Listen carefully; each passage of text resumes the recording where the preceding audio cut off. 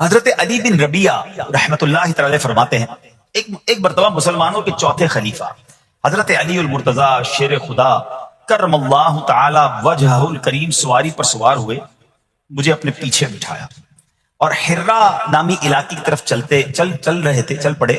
چلتے چلتے آپ نے آسمان کی طرف نظر اٹھایا اور پھر پڑھا، اے اللہ پاک میرے گناہ بخش دے، بے شک تیرے سوا کوئی گناہوں کو بخشنے والا نہیں ہے۔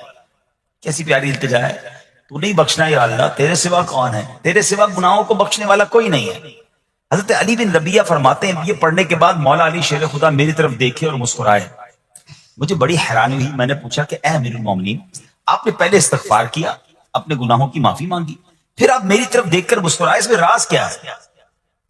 مولا علی شیر خدا کرم اللہ تعالی وجہ الکریم فرماتے ہیں کہ اپنے پرانا ایک واقعہ سنانے لگے، اپنی ماضی کی ایک یاد تازہ کرنے لگے۔ فرمانے لگے ایک مرتبہ پیارے آقا مکی مدنی مصطفیٰ صلی اللہ تعالی علیہ وسلم سواری پر تشریف فرما ہوئے اور مجھے اپنے پیچھے بیٹھنے کا شرف عطا فرمایا۔ مولا علی کو پیچھے بٹھایا نبی پاک نے اپنی سواری پر، اور ہم اسی جگہ یعنی حرا کا جو علاقہ ہے اسی طرف آ رہے تھے، اور چلتے چلتے میرے آقا علیہ السلام نے آسمان کی طرف نگاہ اٹھائی اور فرمایا اللہم اغفر لی ذنوبی انہو لا یغفر الذنوب احد غیرک، اے اللہ میرے گناہ بخش دے، بے شک تیرے سوا کوئی گناہوں کا بخشنے والا نہیں ہے۔ پھر نبی پاک علیہ السلام میری طرف دیکھ کر مسکرائے، اے ربیہ میں نے بھی وہی سوال کیا جو آج تم نے سوال کیا تھا، علی بن ربیہ نے سوال کیا تھا نا کہ آپ مسکرائے کیوں؟ نبی پاک علیہ السلام سے مولا علی نے سوال کیا کہ حضور آپ نے پہلے استغفار کیا پھر آپ مسکرائے، تو نبی پاک علیہ السلام نے فرمایا اے علی، جب بندہ اللہ پاک سے گناہوں کی معافی مانگتا ہے اللہ پاک اس بندے سے خوش ہو کر مسکراتا ہے، بس اللہ پاک کے اسی مسکرانے کی وجہ سے میں مسکرایا ہوں۔ اچھا اس پر بات کرتے ہیں کہ استغفار کتنی کمال کی چیز ہے، اللہ کی کتنی پسند کی چیز ہے، مگر ذرا کمال تو دیکھیے مولا علی شیر خدا کا کہ آپ نے ایگزیکٹلی وہی پورا سینیریو کریٹ کیا، وہ پورا منظر آپ نے خود کریٹ کیا، بنایا کہ اسی طرح پیچھے سواری پر علی بن ربیہ کو بٹھایا، اسی وادی میں لے کر گئے، اسی وادی میں جا کر آسمان کی طرف نگاہ بھی کی اور وہی الفاظ دہرائے جو نبی پاک نے دہرائے۔ الفاظ دہرانے کے بعد حضرت علی بن ربیہ کو مولا علی دیکھ کر مسکرا بھی رہے ہیں، اور کمال دیکھیں علی بن ربیہ سوال بھی وہی کر رہے ہیں اور میرے شیر خدا جواب بھی وہی عطا فرما رہے ہیں۔ ہائے ہائے کیسا نبی پاک سے محبت کا انداز ہے، ایچ اینڈ ایوری اسٹیپ، ایک ایک قدم کو صحابہ فالو کیا کرتے، ہمارے اسلاف فالو کیا کرتے ہیں۔ مسکرایا بھی نبی پاک نے، جس مقام پر جس انداز میں وہ وہاں جا کر ویسے ہی مسکرا رہے ہیں، گویا یہ بتا رہے ہیں یہ نہ پوچھو میں کیا کر رہا ہوں، کسی کی ادا کو ادا کر رہا ہوں۔ صحابہ کرام پتہ ہے مقامات ڈھونڈا کرتے تھے کہ کہاں کہاں میرے آقا نے نمازیں ادا کی، کہاں قیام کیا، سفر میں کہاں پڑاؤ ڈالا، ہم بھی ایگزیکٹلی اسی طریقے سے سفر کریں، وہی پڑاؤ ڈالیں، وہی نوافل ادا کریں۔ اللہ اکبر۔ اور آج ہمیں پتا چل جائے کہ یہ سنت ہے تو جواب کیا ملتا ہے؟ بھائی سنت ہی ہے نا، فرض تو نہیں ہے۔ امام صاحب سے اور مولوی صاحب سے اور علماء سے لوگ آ کے یہی سوال کر رہے تھے حضرت گناہ تو نہیں ملے گا، سنت ہی ہے نا، کوئی مسئلہ تو نہیں چھوڑ دیں۔ اللہ کے بندو سنت کو اتنا نارمل لے لیا، اب تو نیا طبقہ بن گیا، کہتے ہیں بھائی نماز میں فرض پڑھ لو بڑی بات ہے، کیا پڑھنا سنت ہے کوئی ضروری نہیں ہوتی۔ کہاں سے آگے لوگ جو نبی پاک کی سنت سے میں دور کرنے کی بات کرتے، عاشق رسول کے لیے اس سے بڑی کیا بات ہے کہ پتہ چل جائے یہ نبی پاک کی سنت ہے۔ میرے آقا فرماتے من احب سنتی فقط احبنی، جس نے میری سنت سے محبت کی وہ ایسا ہے جیسے اس نے مجھ سے محبت کی۔ اور آگے سنو فرماتے ومن احبنی کان معی فی الجنہ، جس نے مجھ سے محبت کی وہ جنت میں میرے ساتھ ہوگا۔ ارے سنت پر عمل کرنا تو جنت میں جانے، اور وہ بھی نبی پاک کے ساتھ جانے والا راستہ ہے۔ لوگ کہتے سنت ضروری نہیں، اللہ سلامت رکھے میرے پیر و مرشد کو، اللہ سلامت رکھے دعوت اسلامی کو، قدم قدم پر سنتوں کی بات دعوت اسلامی والے کرتے ہیں۔ یقیناً کچھ لوگوں کو پرابلم ہوتی ہے یار اتنی سنتوں کی بات، تمہارا بیان بھی سنتوں بھرا بیان، مدنی حلقہ بھی سنتوں بھرا، تو جناب ہر جگہ سنت کی بات۔ ارے غلام آقا کے طریقے کی بات نہ کرے تو کس کی بات کرے؟ ارے مولا علی کو تو دیکھو یار مولا علی شیر خدا، ہم پنجتن کے غلام ہیں، اہل بیت سے محبت کرتے ہیں، صحابہ سے پیار کرتے ہیں، ان کو دیکھے نا ایک ایک قدم کو، ایک ایک طریقے کو، ایک ایک انداز کو فالو کیا کرتے تھے۔ آپ کو پتا ہے حضرت ابوبکر صدیق رضی اللہ عنہ کا وصال کا دن آنے والا تھا، آپ کو آخری گھڑیاں تھیں، آپ نے اپنی صاحبزادی بی بی عائشہ صدیقہ رضی اللہ تعالی عنہا سے پوچھوایا ذرا یہ تو بتاؤ نبی پاک کا جو وصال کا دن تھا وہ دن کون سا تھا؟ وصال کے وقت کپڑے کیا پہنے تھے ہیں؟ یعنی ایک ایک بات کی معلومات لے رہے ہیں. تمنا یہ ہے کہ نبی پاک جس دن دنیا سے پردہ فرمایا اس سنت پر بھی عمل ہو جائے، میرا انتقال بھی اسی دن ہو جائے. آپ غور کریں کتنی باریکی سے پیارے آقا علیہ الصلوۃ والسلام کو صحابہ کرام اہل بیت اطہار فالو کرتے تھے. اور آج پتہ نہیں کیا ہو گیا ہے سنت. ابھی تھوڑے دنوں بعد انشاءاللہ حاجی حج کو جائیں گے، اللہ مجھے اور آپ کو بار بار حج کی سعادت عطا فرمائے. حج کے دنوں میں ایک ہی سوال ہوتا ہے، مینا کی راتیں سنت ہی ہے نا، نہ گزاریں تو حضرت پہ دم تو نہیں ہو جائے گا؟ ارے تمہیں صرف دم کی فکر ہے، گئے کس لیے حج پہ؟ میرے آقا نے اگر خیموں میں مینا کے میدان میں رات گزاری تو عاشق رسول کے لیے تو اس سے بڑی راتیں کون سی ہوں گی؟ قدم قدم پر پیارے آقا کے طریقے کو فالو کرنا چاہیے. حاجی کو ایک ہی فکر ہوتی ہے بھائی دم تو نہیں لگ جائے گا، مولوی صاحب اور کوئی رعایت بتا دیں. ارے ہم گئی عبادت کرنے، سنتوں پر عمل کریں، مستحبات پر عمل کریں، بزرگوں کی اداؤں کو ادا کریں تاکہ زیادہ سے زیادہ برکتیں لوٹ کر آئیں. تو بہرحال اب آتے ہیں واپس اسی عمل پر. کیا عمل ہے کہ جس کو دیکھ کر رب بھی مسکراتا ہے؟ دوبارہ عرض کر دوں کہ اللہ کا مسکرانا وہ جسم اور جسمانیت سے پاک ہے، اس کی رحمت برستی ہے، اس کی رضا مل جاتی ہے. اور وہ کس بات پر رضا ملتی ہے کہ جب بندہ اللہ سے معافی مانگتا ہے تو اللہ اس کے معافی مانگنے پر بہت راضی ہو جاتا ہے. سبحان اللہ. اللہ پاک ایسے بندے سے بہت خوش ہوتا ہے کہ وجہ پتہ کیا ہے؟ وہ فرماتا ہے دیکھو میرا بندہ جانتا ہے کہ اس سے گناہ ہوا ہے اور یہ بھی جانتا ہے کہ میرا مالک بخشنے والا ہے. اللہ کی رحمت سے مایوس نہیں ہونا ہے. گناہ ہو گیا اب فوراً توبہ کرنا ہے، استغفار کریں. سبحان اللہ. اللہم اغفر لی، اللہم اغفر لی، یہ پڑھنے کی عادت بنائیں. ٹھیک ہے؟ اور اس کے معنی بھی ہمیں پتا ہونا چاہیے کہ یا اللہ مجھے بخش دے، یا اللہ مجھے بخش دے. اور سبحان اللہ ہو سکے تو استغفار کے اور بھی الفاظ ہیں، استغفر اللہ، استغفر اللہ. ہمارے شجرہ قادریہ تاریہ میں سید الاستغفار لکھا ہے، وہ پڑھنے کی عادت بنائیں. کم از کم 100 بار تو دن میں استغفار کریں نا. اے کاش کہ ہم استغفار کرنے والے بن جائیں. اور آپ کو شاید پتہ نہیں ہے استغفار جہاں گناہوں کی معافی ہے نا، وہاں یہ بہت سارے مسائل کے حل کی کنجی بھی ہے. آپ اگر پرابلم میں ہیں، روزی کے مسائل ہیں، اولاد نہیں ہو رہی ہے یا کوئی بھی پرابلم ہے، ایک واقعہ سنیے. حضرت امام حسن بصری رحمت اللہ تعالی بہت بڑے بزرگ ہیں. ایک شخص آیا، آ کر کہتا حضور بارش نہیں ہو رہی ہے، قحط کی پوزیشن آ گئی ہے، بارش نہیں ہو رہی، دعا فرمائے، کو وظیفہ عطا فرمائے. آپ نے فرمایا استغفار کرو. وہ چلا گیا. اچھا ایک بزرگ بیٹھے تھے ان کے پاس، حضرت ربیع بن صبیح رحمۃ اللہ، وہ دیکھ رہے تھے. دوسرا بندہ آیا، کہتا حضور تنگ دستی ہے، کاروبار میں ڈاؤن ہے، رزق میں تنگی ہے. آپ نے فرمایا استغفار کرو. پھر تیسرا شخص آیا، کہتا حضور اولاد نہیں ہو رہی ہے، حصول اولاد کے لیے وظیفہ لینا ہے. فرمایا استغفار کرو. چوتھا بندہ آیا، وہ کہتا کہ حضور میرے باغ میں فصلوں میں پیداوار کی کمی ہے. فرمایا استغفار کرو. حضرت ربیع بن صبیح کہتے ہیں حضور پہلا بندہ الگ پرابلم لے کر آیا، دوسرا الگ، تیسرا الگ، چوتھا الگ، چاروں کو ایک ہی دوائی، چاروں کو ایک ہی وظیفہ، استغفار استغفار. آئے ہائے بڑوں کی بڑی باتیں ہیں. قرآن میں بھی پڑھتا ہوں، قرآن آپ بھی پڑھتے ہیں، مگر دیکھو اللہ والے کیسے پڑھتے ہیں. کیا خوبصورت جواب دیا آپ نے. آپ فرماتے ہیں سورہ نوح 12:29 آیت نمبر 10 سے 12 کی آپ نے تلاوت فرمائی. اب ذرا قرآن سنیے گا.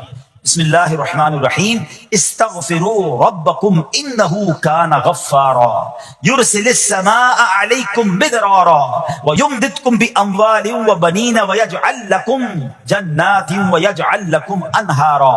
سبحان اللہ. ذرا سنیے گا. اپنے رب سے معافی مانگو. استغفروا ربکم انہ کان غفارا، بے شک وہ بڑا معاف کرنے والا ہے. اب دے گا عطا، کیا فرمائے گا؟ یرسل السماء علیکم مدرارا، وہ تم پر موسلا دھار بارش بھیجے گا.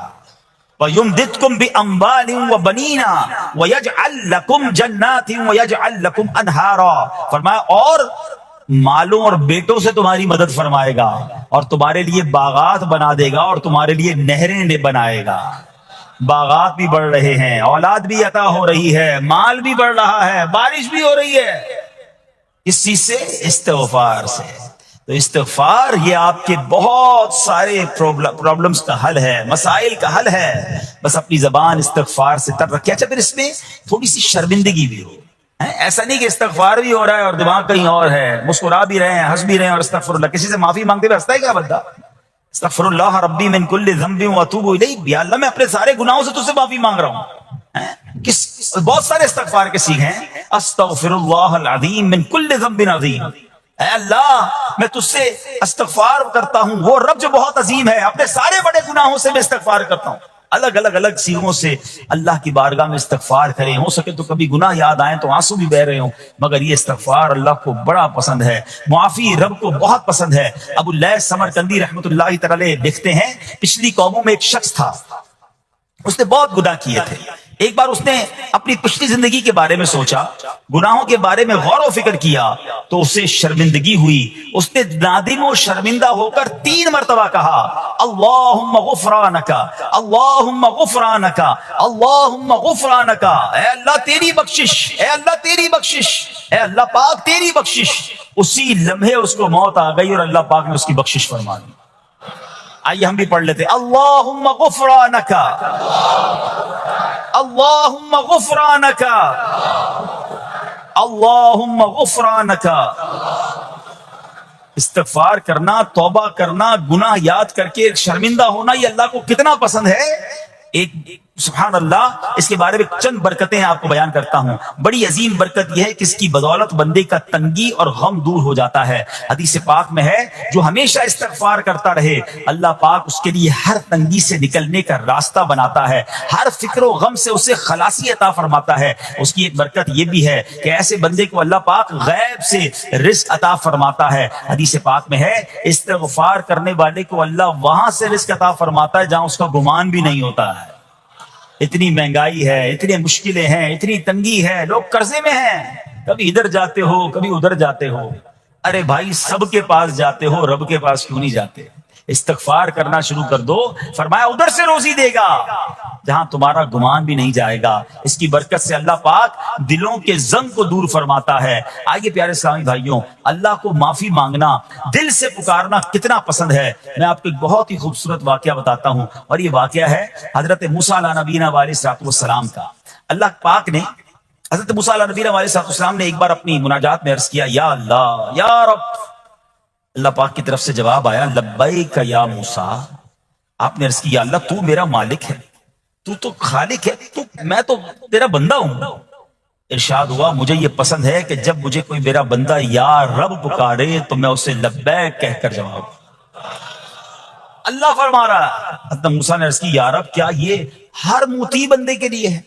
کیا ہر نیک آدمی کے لیے ایسا ہے کہ جب تجھے وہ پکارے تو لبیک فرماتا ہے؟ سنو اللہ فرماتا ہے ہاں بلکہ ہر گناہگار بندے کے لیے بھی ہے. تو حضرت موسیٰ نے عرض کی یا اللہ فرما بردار تو تیری اطاعت کرتا ہے، وہ بات تو سمجھ آ رہی ہے، گناہگار پر یہ کرم کس وجہ سے ہے؟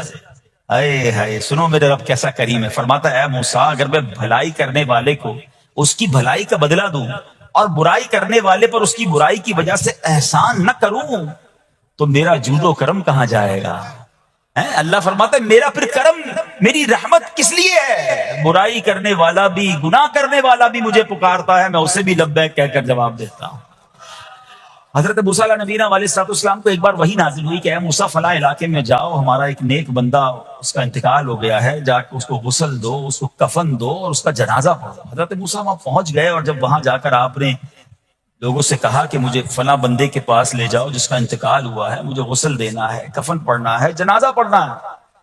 لوگوں نے کہا حضرت یہ تو زمانے کا گناہگار، بڑا بےہودہ، بڑا بدکار شخص تھا، آپ کو رب کا حکم تھا، آپ نے غسل بھی دیا، کفن بھی پہنایا، جنازہ بھی پڑھا، پھر رب کی بارگاہ میں عرض کی مولا بندے تو یہ کہہ رہے ہیں یہ تو بہت برا آدمی تھا، تو نے مجھے بھیجا اور فرمایا تیرا پیارا بندہ، میں نے جنازہ بھی پڑھ دیا، غسل اور کفن بھی دیا. اب ذرا آپ سوچیں کہ کسی کا جنازہ حضرت موسیٰ پڑھ دیں تو اس کی تو بخشش کا تو کوئی مسئلہ ہی کوئی نہیں نا، وہ تو اللہ کے نبی جس کا جنازہ پڑھے غسل دے تو یا اللہ تو نے ایسا انتظام فرما دیا. تو رب کریم کی طرف سے پتہ ہے کیا جواب آتا ہے؟ اللہ فرماتا ہے اے موسیٰ بندے سچ کہتے ہیں، یہ بندہ واقعی بڑا گناہگار تھا. جو علاقے والے شہر کے لوگ کہہ رہے ہیں نا ٹھیک کہہ رہے ہیں، یہ بندہ تھا ہی ایسا. یا اللہ جب اتنا گناہگار تو اتنی بڑی مہربانی کس وجہ سے؟ ارشاد ہوا اے موسیٰ اس بندے نے مرنے سے پہلے مجھ سے 5 کلمات کے ذریعے بات کی، مناجات کی، مجھے پکارا، 5 سینٹنس تھے، 5 کلمے تھے، اور اے موسیٰ اس کی وجہ سے میں نے اس کی مغفرت فرما دی. حضرت موسیٰ کہتے ہیں یا اللہ وہ 5 کلمے تو بتا دے. وہ 5 کیسے جملے تھے کہ علاقے میں سب سے مشہور بدکار اور اس کا انتقال ہو تو رب مغفرت بھی فرمائے اور اپنے نبی کو فرمائے جا کے جنازہ پڑھو. تو آپ نے کہا یا اللہ وہ 5 کلمات بتا دے. اب ذرا یہ 5 کلمات سنیے گا. ایکچولی جو بات سمجھنی ہے نا، استغفار ہے کیا، معافی مانگنا ہے کیا، توبہ کیا ہے. اللہ فرماتا نا کہ ہم نے سنا کہ جو بندہ اللہ سے استغفار کرتا ہے اللہ اسے دیکھ کر مسکراتا ہے. اس کی وجہ یہ کہ بندہ رب کی بارگاہ میں اپنے آپ کو سرنڈر کرتا ہے، اپنے گناہ یاد کرتا ہے، اپنی کم مائگی کا اظہار کرتا ہے. وہ کہتے ہیں نا الندم التوبہ، شرمندگی توبہ ہے. شرمندہ ہو جائے نا انسان. دنیا میں پتہ ہے کیا معاملہ ہے، ہم کسی عدالت میں جا کر کہہ دیں ہم نے جرم کیا ہے، اقبال جرم، ٹھیک ہے، تو کیا ہوتا ہے، جج کہتا ہے پھر اس کو گرفتار کرو اور سزا سناؤ. بندہ خود ہی مان رہا ہے، گواہوں کی ضرورت کیا ہے. دنیا کی عدالت میں اقبال جرم پر سزا ملتی ہے. میرے رب کی رحمت کی عدالت دیکھو، بندہ وہاں جا کر اقبال جرم کر لے، شرمندہ ہو جائے، معافی مانگ لے، اللہ اس کے سارے گناہ معاف فرما دیتا ہے. یہ فرق ہے دنیا والوں میں اور رب کی عدالت میں. سبحان اللہ. وہ حضرت موسیٰ کہتے ہیں یا اللہ وہ 5 کلمے بتا، اور بتائے گئے تو وہ 5 کلمے سنیے گا ذرا. وہ بندہ کہتا ہے مرنے سے پہلے اے رب تو جانتا ہے میں نیکوں سے محبت کرتا ہوں اگرچہ خود نیک نہیں ہوں.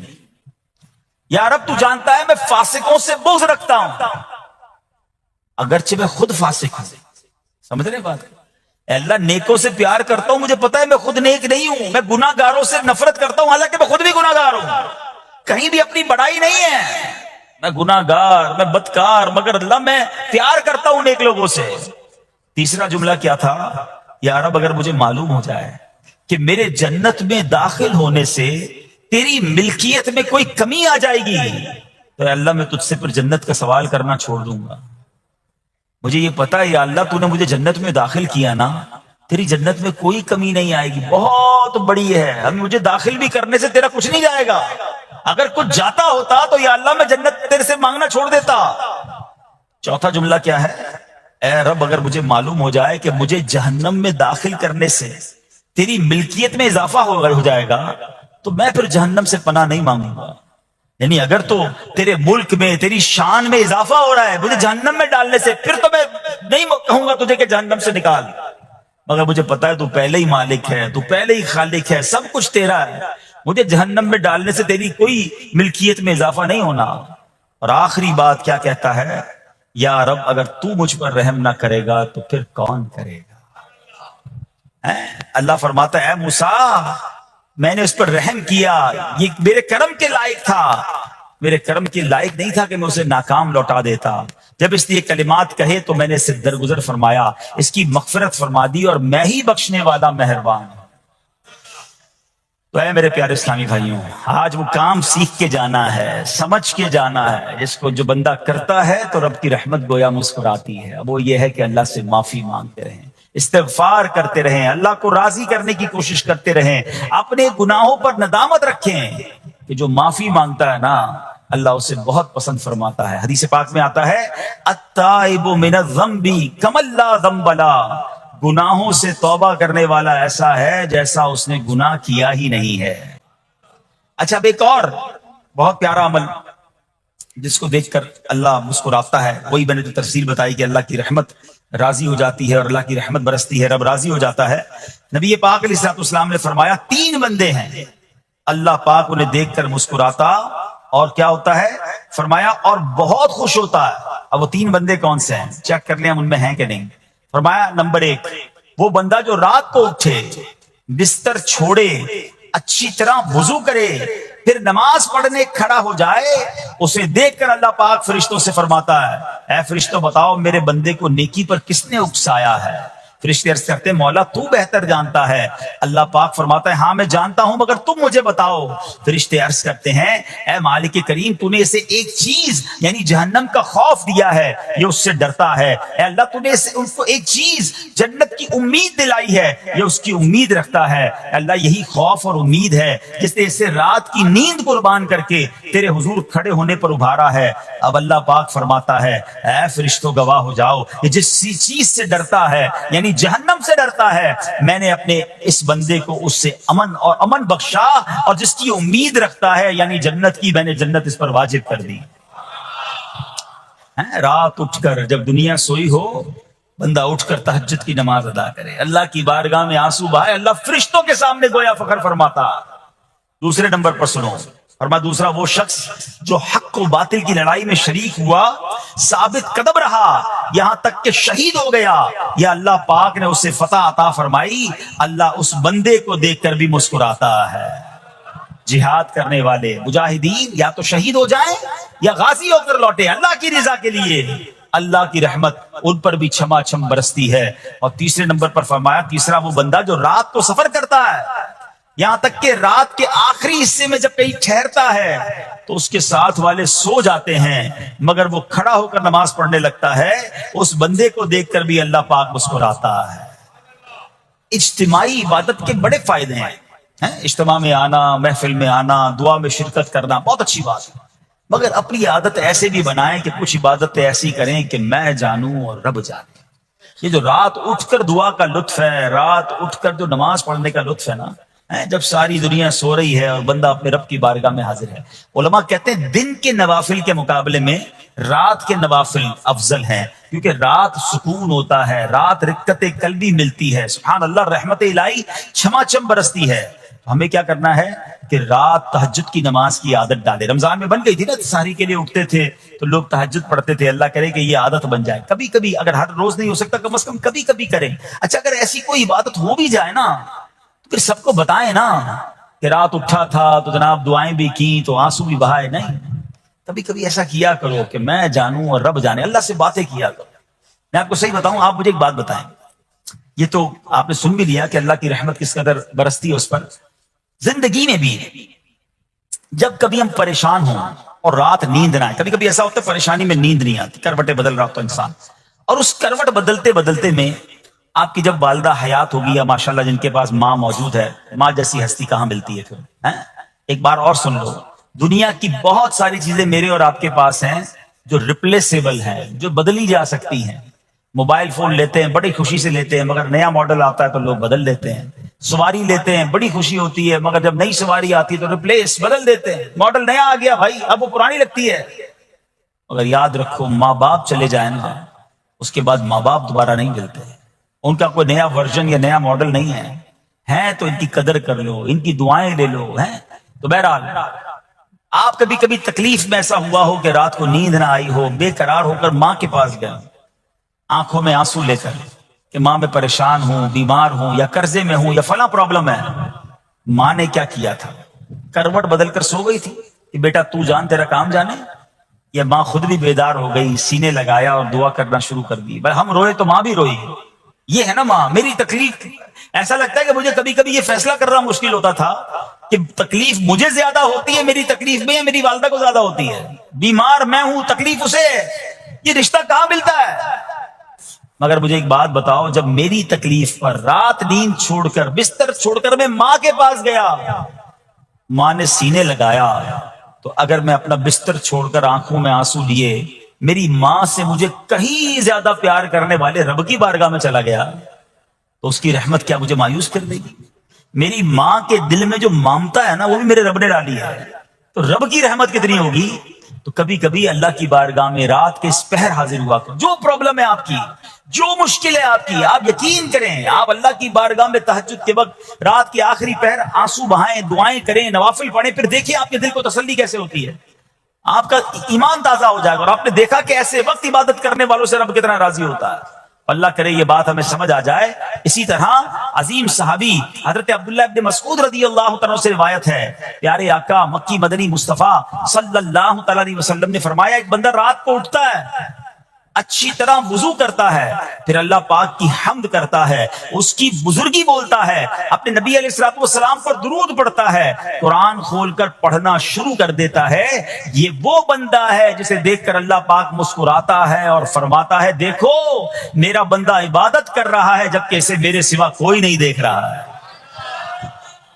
اللہ، یہ کاش ہمیں عادت مل جائے کہ ہم اکیلے میں عبادت کریں، انفرادی عبادت کریں، میں جانوں میرا رب جانے، کبھی تلاوت کریں، کبھی درود پڑھیں، کبھی دعائیں کریں، کبھی آنسو بہائیں، سبحان اللہ، اس کا مزہ ہی اور ہے۔ ہاں کبھی ایسا ہونا چاہیے. ہم محفل میں عشق رسول کے عالم میں رو بھی پڑتے ہیں, مدینے کی یاد ہو, نعت شروع ہو تو ہماری آنکھوں میں آنسو آ جاتے ہیں, یہ بھی اچھی بات ہے. مگر کبھی کبھی رات ایسی بھی ہونی چاہیے کہ دل میں ہو یاد تیری, گوشے تنہائی ہو, دل میں ہو یاد تیری, گوشے تنہائی ہو, پھر تو خلوت میں عجب انجمن آرائی ہو. کبھی زندگی میں ایسی راتیں بھی آنی چاہیے. وہ ہے نا, جاگ اٹھا اشکوں کا مقدر, عشق نبی میں روتے روتے کیسی گزری رات نہ پوچھو. کبھی کبھی ایسی رات بھی گزرنی چاہیے کہ آقا کی یاد میں آنسو بہ رہے ہوں, مدینے کی یاد میں, گھر والوں کو بھی پتہ نہ چلے. ہلکی ہلکی آواز میں کبھی نعت شریف لگا لیا کریں, کبھی مناجات لگا لیا کریں. ہم پتہ نہیں کیا دیکھتے دیکھتے سوتے ہیں. کاش انہی تصورات میں آنکھیں بند ہوں کہ میں سو جاؤں یا مصطفیٰ کہتے کہتے, میں سو جاؤں یا مصطفیٰ کہتے کہتے, کھلے آنکھ صلی علی کہتے کہتے. جو مدینے کے تصور میں سوتے ہیں نا, پھر خواب میں زیارت بھی کر لیتے ہیں. خواب کا ایک فنامنا یہ بھی ہے, آپ جس چیز کے بارے میں سوچتے ہوئے سوتے ہیں نا, عموماً گندی باتیں دیکھ کر, گندی چیزیں دیکھ کر سوتے ہیں, پھر ایسے ڈراؤنے خواب بھی آتے ہیں, انہیں ٹینشن بھی آتی ہے. فلموں میں بھی ماردار دیکھی, خواب میں بھی لڑائی جھگڑے دیکھ رہے ہیں. جو مدینے کی یادوں میں سو رہا ہے, جو باوضو سو رہا ہے, جو اللہ کا ذکر کر کے سو رہا ہے, جو نوافل پڑھ کے سو رہا ہے, پھر دیکھو خواب میں بھی کہاں کہاں کی سیر کرے گا انشاءاللہ.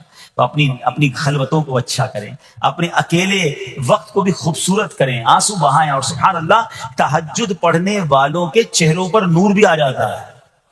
ہاں, یہ ایک الگ نعمت انہیں ملتی ہے, اللہ نصیب فرما دے. اچھا, ایک اور خوبصورت کام ہے, اللہ کریم جنہیں دیکھ کر مسکراتا ہے. فرمایا, حضرت ابو سعید خدری رضی اللہ عنہ فرماتے ہیں, رسول ذیشان مکی مدنی سلطان صلی اللہ تعالی علیہ وسلم نے فرمایا, 3 بندوں کو دیکھ کر اللہ پاک مسکراتا ہے. وہ قوم جو نماز میں صفیں سیدھی کرتی ہے, اور وہ بندہ جو اللہ پاک کی راہ میں جہاد کرتا ہے, تیسرا وہ بندہ جو رات کے اندھیرے میں عبادت کرتا ہے. انہیں دیکھ کر اللہ پاک مسکراتا ہے. جہاد والی بات اور رات والی عبادت کی بات تو ہو گئی. اب اس میں نئی بات سیکھنے کو ملی, صفیں درست کرنے والی. اب روز نماز پڑھ رہے ہیں, صفیں درستی کر رہے ہوتے, امام صاحب کہہ کے تھک جاتے, کاندھے سے کاندھا ملائیں, صفوں کو سیدھا کریں. صفوں کو سیدھا کرنے والوں کو دیکھ کر رب کی رحمت مسکراتی ہے, رحمت برستی ہے. اب یہ کتنا آسان کام ہے, مگر اس کی طرف بھی توجہ نہیں ہوتی ہے. یاد رکھیے کہ صفیں سیدھی کرنا یہ بڑی نیکی ہے, اور اللہ کرے کہ ہم اس پر عمل کرنے والے بنے. اور صفیں درست نہ کرنا ترک واجب, ناجائز اور گناہ ہے. سیدھی صفیں نہیں کرتے, نہیں, ناجائز کرتے ہیں, گناہ کرتے ہیں. صف درست نہ کرنے سے نماز ناقص رہ جاتی ہے. اور یہ بعض اوقات لوگ کہتے ہیں, یار ہمیں اس نماز میں وسوسے بہت آتے ہیں. روایتوں میں آتا ہے صف درست نہ کرنا نماز میں وسوسے آنے کا سبب ہے. صفیں ٹھیک نہیں ہوں گی نا, عجیب عجیب سی باتیں دماغ میں آئیں گی. کیوں؟ حدیث پاک میں آتا ہے, شیطان تمہارے درمیان بھیڑ کے بچے کی طرح گھس جاتا ہے. شیطان صفوں میں گھس جاتا ہے. صف سیدھی نہ کرنے میں چہرہ بگڑنے کا اندیشہ ہے. اے ہائے, اب ذرا غور کر لیجئے یہ کتنا ضروری ہے. قرآن کریم میں ایک سورت ہے, سورہ صافات. اس مبارک سورت کی پہلی آیت میں اللہ پاک نے فرمایا, والصافات صفا, ان کی قسم جو باقاعدہ صفیں باندھے ہوئے ہیں. حضرت عبداللہ ابن مسعود فرماتے ہیں, یہاں صفیں باندھنے والوں سے مراد فرشتے ہیں. حضرت جابر بن سمورہ رضی اللہ تعالیٰ عنہ فرماتے ہیں, ایک دن پیارے آقا مکی مدنی مصطفیٰ صلی اللہ تعالیٰ علیہ وسلم تشریف لائے, اور فرمایا, تم ایسے صف کیوں نہیں بناتے جیسے فرشتے صفیں بناتے ہیں؟ ہم نے عرض کی, یا رسول اللہ صلی اللہ تعالیٰ علیہ وسلم, فرشتے کیسے صف بناتے ہیں؟ فرمایا, پہلے اگلی صف مکمل کرتے ہیں اور خوب مل کر کھڑے ہوتے ہیں. سبحان اللہ, مبارک ہو مسلمانوں کو جو صفیں سیدھی کرتے ہیں, اچھی طرح کاندھے سے کاندھا ملاتے ہیں. گویا یہ فرشتوں کا کام کر رہے ہیں, فرشتوں والا کام کر رہے ہیں. تفسیر طبی میں ہے, فاروق اعظم رضی اللہ عنہ کا یہ معمول تھا, جب نماز پڑھانے لگتے تو نمازیوں کو فرماتے, صفیں سیدھی کر لو, اے فلاں ذرا آگے ہو جاؤ, اے فلاں ذرا پیچھے ہو جاؤ. پھر فرماتے, بے شک اللہ پاک تمہیں فرشتوں کی طرح دیکھنا پسند فرماتا ہے. تو صفیں سیدھی رکھنا یہ فرشتوں کا انداز ہے, اور اللہ کی رحمت خوب برستی ہے. گویا رب مسکراتا ہے انہیں دیکھ کر. تو اے میرے پیارے اسلامی بھائیوں, اور بھی بہت سارے کام ہیں جس کو دیکھ کر, جن کو کرنے سے اللہ کی رحمت چھما چھم برستی ہے. بہرحال جب نے 3-4 باتیں سنی ہیں, آج سے اس کو نیت کر لیتے ہیں کہ خوب اللہ کی بارگاہ میں ہم استغفار کریں گے, اپنے گناہوں پر معافی مانگیں گے. انشاءاللہ راتوں کو اٹھ کر جب لوگ سو رہے ہوں گے, اللہ کی بارگاہ میں عبادت کریں گے. اسی طرح فرمایا کہ صفوں کو درست کریں گے اور انشاءاللہ رب کی بارگاہ سے خوب رحمتیں لوٹیں گے۔ اے میرے پیارے اسلامی بھائیوں، یہ سب کب ہو سکے گا؟ کہ جب ہم اچھے ماحول میں رہیں گے۔ تہجد تو جب پڑھیں گے نا، جب پہلے فرض پڑھیں گے۔ جس کی فرضی قضا ہو رہی ہے تو اس کو تہجد کی باری کب آئے گی؟ استغفار تو جب کرے گا جب ایسے ماحول میں